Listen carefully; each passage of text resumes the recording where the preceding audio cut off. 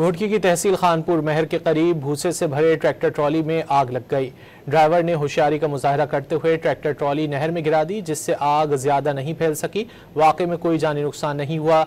नहर से tractor trolley heavy machinery के जरिए निकाल ली गई।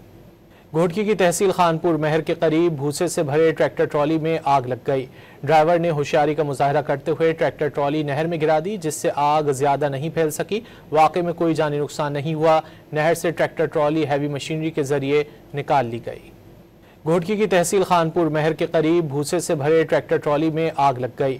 ड्राइवर ने होशियारी का मुजाहरा करते हुए ट्रैक्टर ट्रॉली नहर में गिरा दी, जिससे आग ज्यादा नहीं फैल सकी। वाकई में कोई जानी नुकसान नहीं हुआ।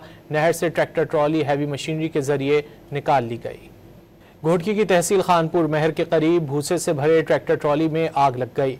ड्राइवर ने होशियारी का मुजाहरा करते हुए ट्रैक्टर ट्रॉली नहर में गिरा दी, जिससे आग ज्यादा नहीं फैल सकी। वाकई में कोई जानी नुकसान नहीं हुआ।